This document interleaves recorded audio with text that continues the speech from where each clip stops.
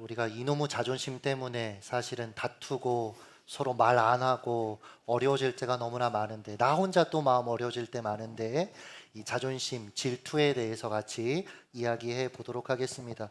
개척 직전이었습니다. 저는 그러니까 공동체가 없는 상태였죠. 한 컨퍼런스에 참석했습니다. 그런데 탁월한 강의와 스태프들의 그 마음다한 정말 섬김이 좋았어요. 그런 것에도 불구하고 제 마음은 계속 불편한 거예요. 불편함의 정체는 컨퍼런스를 주최한 교회가 본인들이 건축하고 있는 예배당을 좀 견학시켜 주겠다, 예고 없이 갑자기 일정을 잡는 것을 통해 드러났습니다. 너무 들어가기 싫은 거예요. 그 입구에 딱 섰는데. 그래서 대충 뭐 현장을 둘러보는 듯 마는 둥 하고 그냥 아내하고 같이 나왔어요. 그리고 나서 제가 돌발 행동을 했습니다. 갑자기 담당자를 찾아가서 따져 물었습니다. 이렇게요. 아니, 계획에도 없던 일정을 왜 무리해서 강행하시는 겁니까? 비염이나, 정말 지금 생각하면 너무 구차한데, 비염이나 호흡기 관련 질환이 있는 분들도 있을 텐데, 그러니까 나는 아니고 누군가를 제가 지금 걱정해 준다라는 식으로 얘기한 거예요. 왜 이 먼지 날리는 공사 현장에 우리를 데려온 겁니까?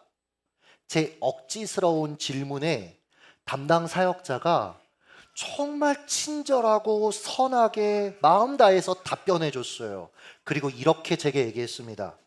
그런데 혹시 정통영 목사님 아니세요? 제가 명찰을 가방에다 집어넣고 갔거든요. 익명성에 호소하려고. 근데 그분이 저를 알아본 거예요. 정통영 목사님 아니세요? 저를 어떻게 아세요? 저희가 작년에 우리 수련회 강사로 모시려고 섭외하려고 리스트에 있었어요. 근데 이렇게 뵙네요. 그러니까 쥐구멍이라도 진짜 들어가고 싶은 심정이었습니다. 그런데 이분이 저를 정중하게 대해 주셨어요. 순간 제가 왜 이렇게 마음이 불편하고 비판적인 말을 내뱉고 있는지 직면되더라고요. 이런 겁니다. 나도 이 정도 규모에서 사역했어. 여기보다 더 큰 데서 사역했고, 이보다 더 큰 규모의 컨퍼런스도 진행했었어. 라는 그 교만한 마음. 또 이런 마음도 있었습니다. 나는 건물은 고사하고 성도 한 명 없는 개척을 앞둔 목사인데, 근데 나한테 이걸 보라고? 어떤 비교하는 마음들이 작동했던 겁니다. 아니, 모든 행사, 모든 상황, 모든 사람이 나를 주목해 주지 않고 나 중심으로 돌아가지 않아서 화가 났던 거예요. 저는 즉시 그에게 제 삐뚤어진 마음을 정직하게 나눴습니다. 그리고 미안하다고 사과했어요. 진상 부려서 미안하다고. 이후에 돌이켜보니까 13년 동안 저는 이 공동체에 총 5번에 걸쳐서 집회 혹은 설교하러 갔었더라고요. 당시 제 무례함을 친절하게 받아줬던 이 사역자와는 선교에 좋은 동역자, 그리고 인생에 좋은 동역자가 되었습니다. 인도 이응복 선교사님이요. 우리 교회도 몇 번 오셔서 말씀 전하셨죠. 돌이켜 생각해보면 저는 당시 하나님이 예비하신 이 소중한 관계를 자존심의 먹이를 주려다가 망칠 뻔했다라는 거예요. 여러분은 제 이 부끄러운 사례를 통해서 질투가 어떻게 작동하는지 어렴풋하게 느끼시거나 보셨을 겁니다. 표면적으로 질투는 비교하는 마음에서 시작됩니다. 그러나 더 깊은 차원으로 들어가 보면 세상이 매 순간 나 중심으로 돌아가기를 원하는 자기 중심성, 저 요즘 이렇게 많이 표현하죠. 자기 과몰입 상태가 작동한 결과물일 뿐입니다. 우리는 온종일 자기에 관해 생각합니다. 내 기분, 내 기대, 내 평판, 내 욕구, 내 컨디션, 내 일정. 대부분 성도들이 업무를 하다가 저한테 카톡을 보내면서 억울하고 힘들어요 이렇게 보낼 때 보면 뭔가 상사가 뭔가 일이 나는 마음을 다해서 했는데 거기에 대해서 옳은 피드백이 안 왔다는 거예요. 그러니까 사실은 상사가 얼마나 힘들까 이 일 때문에, 아니면 상사의 심정 이런 걸 헤아리지 못합니다. 우리는 그렇게 가면 참 좋겠지만 그거 쉽지 않아요. 사실은 대부분은 그렇게 나에 대해서 생각하는 것이 우리에게 너무나 자연스러운 겁니다. 우리는요, 앞서 얘기한 이것들 중에 하나라도 내 뜻대로 되지 않으면 전혀 다른 사람이 될 때도 있어요. 돌변하는 거죠. 아까 저처럼 상대를 가혹하게 몰아붙이거나 함부로 말하기도 합니다. 급작스러운 절망에 빠지거나 원망과 불평을 내뱉고 심지어 분노를 터뜨리는 거예요. 분노를.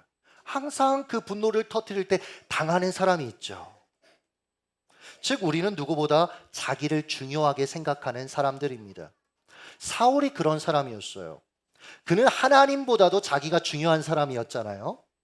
그런 그에게 어느 날 다윗이 혜성처럼 등장했는데, 물론 다윗은 사울 왕국에 대해서 사심이 없었어요. 이 사람은. 훗날 여러분 보시면 사울이 자기를 죽이려고 할 때 죽일 기회가 있었는데 안 죽여요. 하나님의 때까지 충분히 기다릴 수 있는 사람이었습니다.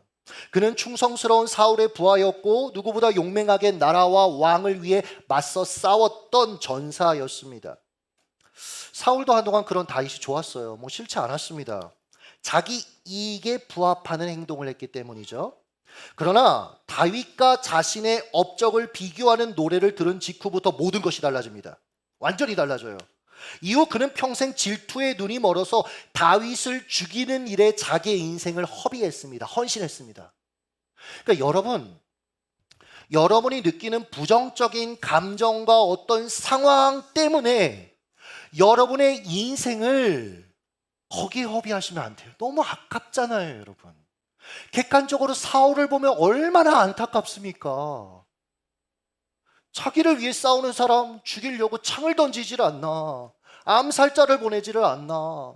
생각해보면 자기 사위인데 얼마나 이 인생이 여러분 안타까운 인생이에요. 사랑하는 여러분, 비교하는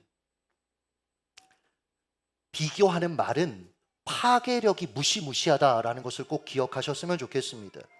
우리 부모들은 가끔 무심코, 그쵸? 우리가 의도한 건 아니에요. 그냥 무심코 지나가는 말로 자녀를 비교하는 말을 내뱉어요. 뭐 첫째는 순한데 둘째는 망나니 같아요. 저 역시 비교하는 말을 듣고 자랐습니다. 둘째는 똑똑하고, 지금 생각해도 좀 기분 나쁜데, 둘째는 똑똑하고 첫째는 착해요. 제게 이 말은 통영이는 멍청해요 라고 들렸습니다. 이날 이후 저는요 부모님 집에 없을 때 동생을 괴롭혔습니다. 초등학교 1학년 때부터 시작됐는데요. 받아쓰기 내가 배워오면 바로 즉석에서 가르쳐서 틀리면 발바닥을 때렸어요. 진짜 쓰레기죠. 맞아요. 맞아, 진짜 맞아. 나도 사람이잖아. 얘기했잖아 아까 설교 때 차차 좋아진다고. 그쵸? 차차 좋아져요. 동생한테 진짜 미안해요. 그래서 저는 사울의 마음이 한편으로는 이해가 돼요. 그러니까 비교하는 말이 우리를 얼마나 크게 흔들어 놓을 수 있는지 알기 때문입니다. 말은요 그 자체로도 무시무시한 영향력, 위력을 가지고 있습니다. 이것을 잘 알았던 야고보 사도는 즉 말은 삶의 수레바퀴를 불사른다, 즉 말은 삶을 파괴할 수 있다라고 경고했습니다. 실합니다. 제 동생이 5살 때 있었던 일인데요. 할머니 집에 갔어요. 할머니께 잠시 아들들을 맡겨놓고 외출하려고 했던 부모님들을 향해서 동생이 자기도 데려가 달라고 생떼를 썼습니다. 지금 와서 제가 5살짜리 이음이를 키우면서 느끼는 건 뭐냐면 5살은 엄마하고 떨어지고 싶지가 않아요. 제가요 아무리 잘해주고 아무리 아양을 부려도 얘는 엄마가 최고입니다. 그때는. 그러니까 엄마하고 떨어지는 게 얼마나 싫어요. 그러니까 이런 마음들이 이해가 되니까 동생의 행동이 이제 이해가 되더라고요. 당시 난감해했습니다. 저희 부모님은. 그래서 아빠가 고민하다 지혜를 발휘했어요. 동생이 당시 닭을 되게 무서워했거든요. 그래서 정경아 저기 닭이다 그러니까 얘가 무서워서 화들짝하면서 마루로 이제 부모님하고 거리가 떨어진 거예요. 그 순간 부모님은 재빠르게 차를 타고 슝 하고 이제 가신 거예요. 제 동생이 화가 났어요. 얘가 성격이 나름 있거든요. 어려서부터. 그래서 달리는 차를 막 쫓아갔어요. 근데 뭐 5살에 얼마나 쫓아가겠어요. 그러니까 신발을 딱 벗어서 집어 던지면서 한마디 했습니다. 이렇게요. 가다가 차나 뒤집어져라 이렇게 얘기했어요. 실제로. 저녁쯤 됐습니다. 저희 부모님이 예상 시간보다 되게 늦게 오셨어요. 근데 저쪽에서 그 할머니네 마당이 있고 대문이 있는 그런 그냥 집이었는데 왜 이렇게 머리 산발을 한 여자가 그 나중에 얘기 들어보니까 고등어를 넣은 봉지래요. 그러니까 검은 비닐봉다리 하나 들고 그리고 신발도 한 짝만 신고 그리고 질질 이렇게 다리를 끌면서 오는 거예요. 가까이서 보니까 저희 엄마예요. 엄마가 저희를 딱 보자마자 한마디가 이거였어요. 정총이 형 어디 있어? 정총이 형 어디 있어? 동생을 막 찾은 거예요. 그러니까 나중에 알고 보니까 진짜로 차가 멀쩡한 이 논두렁이 물론 있었지만 멀쩡한 길을 달리다가 갑자기 전복 사고가 난 거예요. 근데 이게 이렇게 돌면서 엄마는 생각했대요. 정총영. 그냥 가다가 차나 뒤집어라 이게 생각난 거예요. 그래서 와서 처단한 거죠. 이 사건 이후에 저희 가족은 동생이 부정적인 말을 내뱉으려고만 해도 입을 한동안 막았어요. 이런 말에는요 진짜로 권세가 있습니다. 이유는 단순합니다. 우리가 내뱉는 말을 하나님이 들으세요. 민수기 14장 28절 한번 읽겠습니다. 시작. 여호와의 말씀에 내 삶을 두고 맹세하노라. 너희 말이 내 귀에 들린 대로 내가 너희에게 행하리니. 물론 여러분 이 말을 우리가 부정적으로 말하면 하나님이 너 그렇게 말했지? 네가 말한 거야. 말에 책임져 하고 자 네가 말한 대로 해주겠다 이런 의미가 아니라 이렇게 생각하시면 돼요. 하나님을 향해서 그렇게 부정적이고 믿음 없는 말을 악한 말을 내뱉는 이의 평상시의 마음의 태도가 어떻겠습니까? 그들의 삶의 모습은 어떻겠습니까? 그들의 선택의 동기는 어떻겠습니까? 결국 그 삶의 모든 과정을 통해서 그가 내뱉는 말대로 그 삶이 그렇게 되어져 가는 거예요, 여러분. 그러니까 여러분 내가 내뱉는 말을 잘 점검해 보면 내 인격과 내 신앙과 나의 세계관이 고스란히 담겨 있는 것입니다. 그래서 누군가는 말이라는 게 마음의 거울이다라고 이야기하기도 했죠. 그래서 우리는 여러분 말할 때 신중해야 합니다. 안타깝게도 사울의 백성들은 이렇게 신중하지 못했어요. 가뜩이나 자기 애가 강한 사울의 귀에 갖다 대고 다윗과 비교하는 노래를 불렀으니까요. 물론 사울이나 어린 시절 제 행동을 정당화할 생각은 없습니다. 저나 사울과 전혀 다르게 반응한 사람도 있으니까요. 세례 요한이 그렇게 했죠, 여러분. 그가 역사의 전면에 나섰을 때 그는 사람들의 주목을 받았습니다. 여러분 주목받는 거 그렇게 쉬운 게 아니잖아요. 정말 우리가 인생을 살면서 한 번이라도 주목을 받을까 말까 한 그 일인데 그는 등장하자마자 주목받았고 계속해서 그의 사역 내내 주목받았습니다. 그의 설교를 듣기 위해 사람들이 몰려들었고 수많은 사람이 그를 통해 세례를 받았습니다. 오죽하면 별명이 여러분 세례 요한입니까? 그의 영향력을 흠모하는 제자들이 몰려들었고요. 그가 손대는 사역보다 잘 되었습니다. 그런데 예수라는 청년이 나타나면서 판도가 완전히 달라졌죠. 예수는 자신보다 6개월 늦게 태어난 친척 동생이었습니다. 이것 하나만으로 질투가 작동할 수 있는 충분한 토양이 마련되어 있는 거예요. 과거 한 동기가 제게 통영아 동기 모임이 있는데 네가 거기서 목회를 어떻게 하면 잘할 수 있는지 방법에 대해서 강의해 줬으면 좋겠어 라고 저한테 이렇게 얘기했습니다. 제가 즉시 동기에게 물론 장난 섞어서예요 여러분. 사단아 물러가라. 너는 나를 넘어지게 하는 자로다 라고 얘기했습니다. 여러분 물론 농담이었지만 그러나 저는 그 동기의 제안을 완곡하게 거절한 거였어요. 이유는 단순합니다. 아무리 취지가 좋아도 목회 잘하는 법을 동기한테 듣는 건 저도 싫더라고요. 동기는요 이상하게도 라이벌 의식이 작동하기 가장 쉬운 관계입니다. 그런데 예수의 등장 이후 사람들이 언제 그랬냐는 듯이 요한보다 예수에게 열광하고 예수를 주목합니다. 심지어 제자 중에 이탈자가 생겨요. 의리 없는 놈들 예수께 가는 거예요. 이 상황을 불편하게 지켜보던 한 제자가 말했습니다. 선생님이 증언하시더니가 세례를 베풀매 사람들이 다 그에게로 가더이다. 이 제자는 자신의 진영이 예수의 진영에 비해 인기가 시들어가고 있음이 불편했던 겁니다. 그래서 단순히 정보를 전달한 게 아니고요. 자기 생각을 첨가해서 부풀리고 있는 거예요. 다 그에게 가더이다. 다 간 건 아니잖아요. 당장 자신도 머물러 있지 않습니까? 제자로. 우리는 마음이 불편하면 혹은 나의 의도를 관철하기 위해 과장해서 말하는 경향이 있습니다. 그러면 내 의도와 달리 내 말로 인해 누군가의 관계가 깨어질 수 있어요. 누군가의 세계가 뒤흔들릴 수 있는 겁니다. 그러므로 우리는 상대방에게 정보를 전달하는 것에 있어서 우선적으로 자신을 점검해 봐야 돼요. 성령 앞에서. 나는 왜 이 정보를 굳이 상대에게 전달하려고 하는 걸까? 내가 원하는 대로 상대가 움직이게 하려는 마음은 내게 없는가? 조종하려는 마음은 없는가? 다행히도 요한은 제자들의 말에 흔들리지 않았습니다. 오히려 이렇게 말했죠. 그는 흥하여야 하겠고 나는 쇠하여야 하리니. 그는 하나님이 자신에게 주신 역할에 충성하는 것이 자기 본분이라는 것을 알았습니다. 요한의 관점을 잘 표현한 고진아 시인의 시 제목이 하나 있어요. 하나님 나라에는 아라비아 숫자가 없다. 여러분, 세상은 1등, 2등 상대평가합니다. 성과 중심으로 사람을 대합니다. 어느 대학 나왔는가, 어떤 차를 타고 다니는가, 이게 굉장히 중요합니다.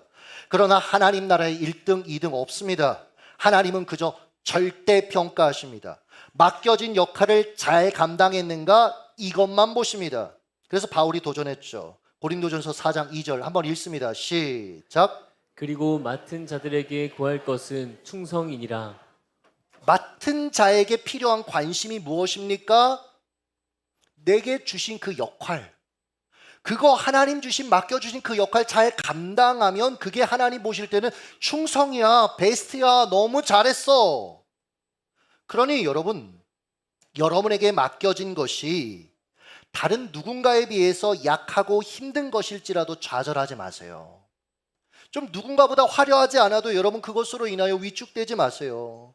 여러분 중에 몸이 약한 분 계십니까? 그래서 다른 사람들처럼 왕성하게 활동하지 못하시는 분 계십니까? 그런데요, 이렇게 생각해 보세요. 신체적으로 뛰어나고 아름다운 외모, 훤칠한 키를 하나님께서 그에게 맡기셨음에도 불구하고 제멋대로 사용해서 주변을 착취하고 남보다 더 많이 번 그 돈을 가지고 죄의 기회를 삼는다면 여러분, 하나님이 그를 어떻게 평가하시겠습니까? 반면에 비록 사고로 사지마비가 되었지만 하나님을 향한 믿음으로 수많은 이들에게 꿈과 도전과 소망을 주고 있는 조니 에릭슨 타다와 같은 인물, 하나님 보시기에 더 가치 있는 인생 아니에요, 여러분? 충성스러운 인생이라는 것이죠. 한편 자녀 중에 반짝이는 재능과 건강을 가지고 있는 아이를 키우시는 부모님들, 반면에 몸도 약하고 평범한, 때로는 또래에 비해서 여러 능력이 뒤처지는 아이를 키우는 부모들도 여러분 있으실 겁니다. 이때 부모가 가져야 될 관심은 내게 맡겨주신 아이를 사랑으로 잘 맡아 기르는 거예요. 자랑할 거 없습니다, 여러분. 절망할 것도 없는 겁니다. 어려운 조건에 있는 아이를 키우는 부모님들, 성실하게 아이를 사랑으로 키우는 것만으로 여러분은 정말 충분히 맡겨진 역할을 잘 감당하고 계시는 거예요. 여러분, 내 자녀가 어려움을 겪으면서 자라요. 왜 내 아이는 이런 조건에서 자라야 하는 거지? 답답하죠. 지켜보는 마음이 왜 안 힘들겠어요. 아이도 갈등합니다. 그런데도 불구하고 최선을 다해서 기도하고 이 아이를 사랑하고 양육하고 있다면 그것만으로 엄마, 나는 왜 도대체 기도하는데도, 왜 하나님 앞에 사는데도 이 문제가 해결 안 돼요? 난 답을 줄 수는 없어요. 그러함에도 불구하고 여러분은 맡겨진 사명을 잘 감당하고 있다는 거예요. 다시 말씀드립니다. 충성은요, 맡겨진 일을 잘 감당하는 겁니다. 이 관점을 직장에 적용해 드리겠습니다. 우리 대부분은 청년 때 직장을 변화시키겠다고 섬김과 사랑으로 감당하겠노라고 마음 먹고 입사합니다. 그렇죠? 불타잖아요. 하나님이 내게 허락하신 직장이야. 하나님 나라를 세워야지. 그래서 그리스도인으로서 나름대로 본을 보이고 영향력을 미치기 위해 남들보다 일찍 출근합니다. 상사들이 떠넘기는 일들 하나, 둘, 셋, 넷 너무 많은데도 불구하고 힘들지만 감당합니다. 그러다 어떻게 돼요? 번아웃 돼요. 물론 감당하는 사람도 있습니다. 그러나 대부분은 번아웃 됩니다. 건강도 가정도 엉망이 되고 말아요. 멋지게 직장과 가정을 감당하는 선배들의 간증을 들을 때마다 오히려 죄책감을 느낍니다. 내가 먼저 뭔가 문제가 있는 사람인가? 나는 왜 견디지 못하지? 왜 내 삶에는 저런 근사한 일들이 일어나지 않지? 이건 여러분 성경적인 관점도 생각도 아니라는 걸 기억하십시오. 성경은요, 맡겨진 일에 충성하라고 했습니다. 물론 우리 각자가 처한 상황과 환경이 다르기 때문에 제가 정확한 범위와 어떤 형태들을 정해드릴 수는 없습니다. 그러나 한 가지 확신 가운데 말씀드릴 수 있는 것은 착한 아이 컴플렉스에 빠져서 착한 사람으로서의 이미지를 유지하기 위해 고군분투하는 사람처럼 내가 그리스도인이니까 라는 생각으로 모든 걸 다 떠맡으실 필요는 없다라는 거예요, 여러분. 교회 안에서도 마찬가지입니다. 다 떠맡으실 필요 없습니다. 그게 하나님 원하시는 게 아니에요. 요셉만 봐도 그렇지 않습니까? 그는 착한 그리스도인 컴플렉스에 빠지지 않았습니다. 아닌 건 아니라고 말했어요. 보디발의 아내가 제가 그냥 재밌게 표현하는 거지만 시간의 근무를 요청했을 때도 그는 단호하게 거절했습니다. 거절했어요. 여러분, 저는 요즘 성경의 인물들이 그 당시 어떻게 행동했을까 상상해 보는 걸 되게 많이 합니다. 그 작업을. 이런 성경의 관심은 그들의 삶 자체는 아니었잖아요. 예수 그리스도의 그 구원의 이야기 중에 어떤 인물들이 보여지는 거잖아요. 그러니까 여러분, 우리가 그들의 완벽한 어떤 사건 하나만을 가지고 그 사람을 보면 안 돼요. 여러분, 다니엘이 매 순간 친절했을까요? 매 순간 모든 일을 자기가 다 떠안았을까요? 저는 그렇게 생각하지 않습니다. 그들도 하나님이 맡겨주신 역할에 충성했을 뿐이에요. 다 몰랐어요. 그리고 어떻게 해야 될지도. 다니엘도 가끔은 짜증냈을 겁니다. 힘들고 우울한 날도 있었을 겁니다. 그의 정적들이 떠넘기는 여러 가지 일들을 도맡지 않았을 것입니다. 안식주간이었잖아요, 지난주가. 제가 한 사역자한테 내가 지금 점심 신방이 있는데 한 성도님하고 오늘 꼭 점심 식사를 좀 해야 된다는 마음이 있어서 그대가 좀 연락드려서 같이 점심 식사하면 어떻겠나 라고 얘기를 했습니다. 그랬더니 이 사역자가 저한테 이렇게 얘기했어요. 목사님, 조심스럽게 제가 오늘 점심에 구미에서 가족사진 촬영이 예약돼 있습니다 라고 말하는 거예요. 그러니까 완만하게 거절을 한 거죠. 솔직히 처음에는 되게 당황스러웠습니다. 근데 그러고 나서 제가 운전하는 길에 전화했었는데 생각해 보니까 그 사역자는 그 예약을 정말 오래전부터 했을 거란 말이에요. 이 일을 위해 모든 시간을 다 뺐을 거란 말이에요. 그리고 심지어 안식주가 아니에요. 저는 계속 나와서 뭘 하고 제가 해야 될 일이 있으니까 했던 거지, 이 사역자도 그 일을 끝내고 지금 이걸 하려고 하는 거란 말이에요. 그래서 제가 대안을 생각해냈죠. 저녁에 그럼 같이 그걸 좀 하자. 겪어보니까 되게 고마운 거예요. 그가 건강한 경계를 세워줬기 때문에 그와 저의 관계가 계속 갈 수 있는 겁니다. 오래 갈 수 있는 겁니다. 그게 아니고 경계 안 세우고 만약에 그냥 그거 하고 이랬으면 그도 마음이 불편하죠. 당연히 취소해야죠. 아내한테 욕 들어 먹어야죠. 여러분, 세례 요한도 또 다른 의미의 건강한 경계를 제자에게 세웠어요. 이렇게요. 그는 흥하여야겠고 나는 쇠하여야 하리라. 어떤 역할이든 그것이 예수님의 사역은 부응하고 내 사역은 쇠퇴하는 것이라고 해도 나는 하나님의 도구야. 나는 하나님의 도구기 때문에 당연히 이 상황을 받아들이겠다라는 선언을 하고 있는 것입니다. 인생의 시즌마다 내게 주신 역할을 잘 수용하고 감당하는 것, 여러분, 이게 충성이에요. 요즘 부쩍 약해진 저희 어머니를 곁에서 지켜보면서 그래서 이제 아침마다 계속 무난 인사를 드려요. 왜냐면 밤도 잠도 못 주무시고 몸도 너무 안 좋고 하니까. 근데 저희 어머니가 원래 이런 분이 아니었습니다. 워낙 운동신경이 좋은 분이었어요. 그래서 이 할머니가 40대 남자들하고 맞드라이브 치면서 탁구를 치는 분이에요. 그리고 경기 대회 같은 데 나가면 상 타오시고 이런 분입니다. 평생 잔병 치레를 해본 적이 거의 없어요. 전 저희 엄마가 누워있는 걸 본 적이 없습니다. 정말 건강한 분이에요. 타고난 부분도 있고 관리도 참 잘하시고 소식하시고 그런 분이에요. 근데 갑자기 건강이 악화된 거예요. 그러니까 걸음걸이도 지난번에 가서 보니까 어기적 걸으시는 거예요. 처음에 굉장히 많이 힘들어 하시더라고요. 왜냐면 굉장히 나는 젊게 그리고 건강하게 살았으니까. 그런데 요즘 통화하면 수용하시더라고요. 내가 나이가 들어가는가 보다. 그러면서 인생 선배들에게 다들 나이가 들 때 겪는 일에 대해서 들으시고 그럼 자신에 대해서 새롭게 해석하시더라고요. 그러니까 자신이 겪는 변화들을 받아들이시더라고요. 그래서 요즘 얘기하시더라고요. 이제 어떤 운동할까? 어떻게 살아가야 될까? 새로운 고민들을 하시더라고요. 물론 40대처럼 왕성하게 생산적인 활동을 이제 못할 겁니다. 40대하고 맞드라이브는 이제 못할 거예요. 그렇다고 저희 어머니의 인생이 쓸모없는 인생일까요? 저는 아니라고 생각합니다. 그 시즌에서 하나님이 맡겨주신 역할을 감당하시는 거죠. 저희 어머니가. 성도 한 분이 갑자기 어머니가 뇌졸중으로 쓰러졌어요. 전화해서 위로하고 찾아가고 여전히 어머니가 할 수 있는 역할들이 있는 거예요. 그걸 하면 그 삶은 하나님 보시기에 충성스러운 삶이라는 거죠.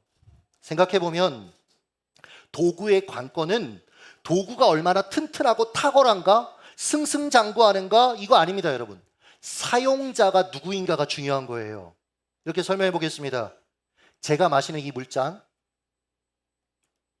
여러분 저 죽고 나면 이거 기념하실 겁니까? 여러분 사람들 많이 보는 데다가 다 갖다 놓으실 겁니까? 아니요, 여러분. 이건 그냥 버려져요. 그러나 여러분, 루터가 마신 맥주잔, 여러분 지금도 루터 하우스에 가면 전시되어 있어요. 그 맥주잔 그게 뭐라고? 근데 루터가 마셨기 때문에 거기 있어요. 즉 도구의 입장에서 중요한 건, 그러니까 우리 입장으로 얘기하자면 주님의 손에 들려 쓰임 받으면 되는 겁니다. 그 역할이 뭔지가 중요한 게 아니고요. 주님의 손에 들려 쓰임 받으면, 그럼 여러분 관건은 뭐예요? 주인이 쓰려면, 주인이 워낙 탁월한 사람이에요. 재질 아무것도 중요하지 않아요. 주인이 탁월해요. 그럼 뭐가 중요하냐면 깨끗해야죠. 이거 더러우면 제가 마시겠습니까? 아니요. 깨끗하니까 마시는 거죠. 물론 가끔 설거지를 요즘 정하일 형제가 안 하는 것 같긴 하지만 뭐 그래도 마십니다. 주니까 마셔야죠. 여러분 깨끗해야 쓰임 받을 수 있는 거예요. 디모데후서 2장 21절 한번 읽어주시죠. 있습니다. 시작. 그러므로 누구든지 이런 것에서 자기를 깨끗하게 하면 귀히 쓰는 그릇이 되어 거룩하고 주인의 쓰심에 합당하며 모든 선한 일에 준비함이 되리라. 아멘. 말씀을 맺겠습니다. 그러니 여러분 자존심에 먹이 주지 마세요. 남들이 나를 어떻게 바라보는가, 여러분 그것에 여러분의 시선과 삶을 허비하지 마세요. 누구보다는 더 나아야지, 내가 누구는 이길 거야, 여러분 사울처럼 그렇게 여러분의 인생을 허비하지 마십시오. 나는 왜 저 사람에 비해서 가진 것이 더 적지? 왜 나는 출발선상이 왜 이렇지? 절망하고 비참해하고 여러분 그렇게 살아가지 마십시오. 어떤 역할이든지 어떤 상황이든지 하나님 맡겨주신 것을 감당하고 있다면 여러분 가치 있는 거예요. 여러분이 돈을 많이 못 벌고 지금 대학원 생활하면서 여러분 아르바이트하고 있어도 그 역할에 충성하고 있다면 여러분은 하나님 보시기에 가장 충성스러운 사람입니다. 우리 청소년들 지금 내가 무언가 많은 것들을 펼칠 수 없어요. 사실 상황 자체가 그렇잖아. 공부하고 준비하라고 하는데 여기서 어떤 것을 더 많이 펼칠 수 있겠어요. 근데요 주신 역할 하나하나 감당하면 그게 하나님 보시기엔 충성이에요.